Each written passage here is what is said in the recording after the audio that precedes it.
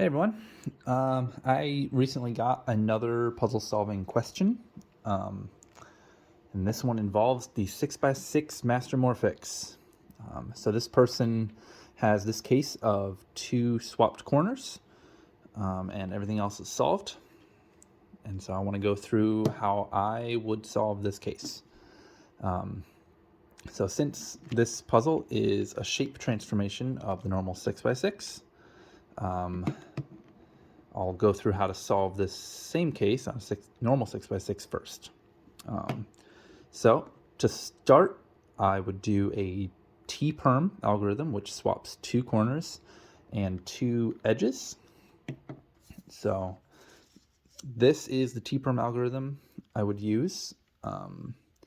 This is a modified one of it's different than the speed cubing T-perm, and that's because it's easier to remember on puzzles like this where you can't really rely on muscle memory.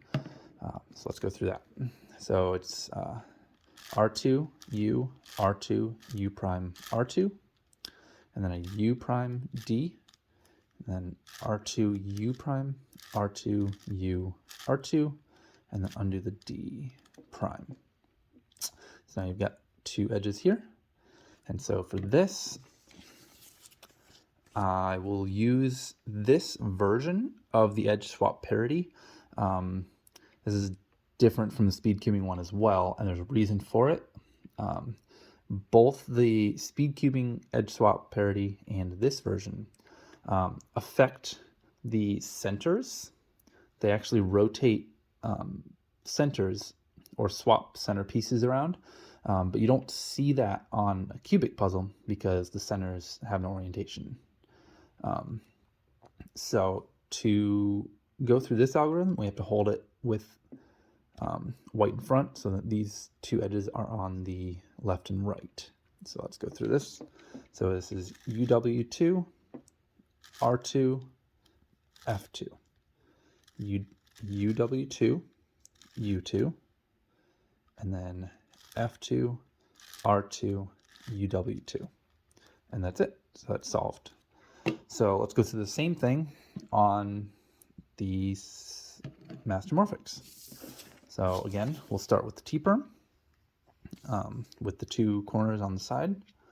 So that's R2, U, R2, U prime, R2, and then a U prime, a D, and then the R2, U prime, R2, U, R2, and then undo the D.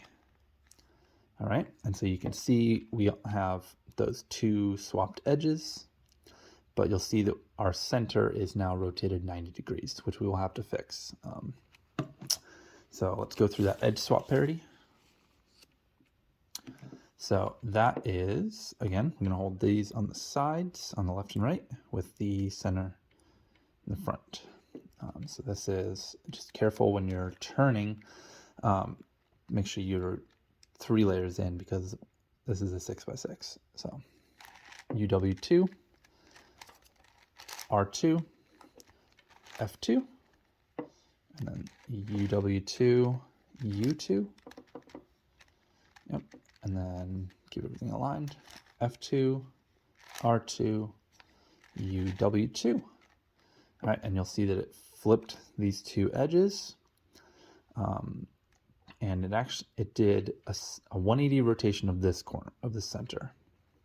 So now how do we fix these centers? That is the next big step. So I've got a few algorithms here. We're going to start with this bottom one.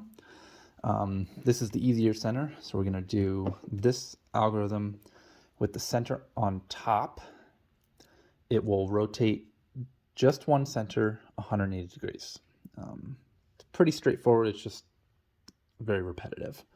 So let's do that. That is R, U, R prime, U, and repeat 5 times. R, U, R prime, U, R, U, R prime, U, R, U, R prime, U, R, U, R prime, U. And you'll see it rotated that center 180. Now this center is normally not possible to rotate a single center 90 degrees. You can have two centers rotated 90, but this is unique to even layered puzzles. So it's a little bit tricky, but the way that we're going to do this is using commutators. So this is just an example of a commutator, and what this does is it will use two pieces on the bottom. We're going to treat these blocks of 4 pieces as one, just for simplicity. And so it'll take 2 from the bottom and 1 from the top. And so the setup for this is we're just going to do a BW2. And so now these 2 pieces are the ones that are going to interact. So let's look at this guy first. This blue-red block needs to go here. All right. So for this commutator, it's going to interact with this piece. And what we're going to do is we're going to swing this U over. This is a little bit different than this algorithm, but that's okay. Just we'll follow along. So just swing this U over. So this is in place to receive this. And then we'll do the U or RW2, R2. So we're just moving that slice. And then a U back. And then we'll swing this piece in place. Okay. And then we'll repeat that. So U prime, and then RW2, and then a U, and that LW2, L2. All right, so we did put that piece in place, and now we'll bring our B2 back. All right, so that actually brought in this one as well, which is perfect. So now we're just going to do one more commutator. So the way that commutators work is it's just 3 pieces that interact, and they are cycling. I don't know if I'm explaining this terribly well, but we can make use of these groups of identical pieces. So this group of 4 blue pieces is identical to this one, and so we can make use of that. So if we bring this one to here, this goes to here, and that would solve, and then this would go to here to solve. So the way we're going to do that is we're going to bring this down, so these 2 will interact with this one,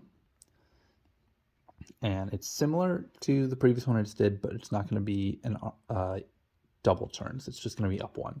So we're going to turn this guy a U, do a U prime, so this is in place, and we'll put this up into that spot with a RW and then an R prime. So it's just a slice moving up. And then we'll do a U prime, and then put this one up there, up, and then back down. And then we'll repeat that. So the U prime, but this time we're going back down. So put this back down to where it goes, an R, and then a U, and then put this back down with an L prime. And now you can see that these are now solved. We can undo our setup there, and the puzzle is solved. All right, I hope that helped. I'll bring out the algorithms here, and I hope that helped. Thanks everyone for watching.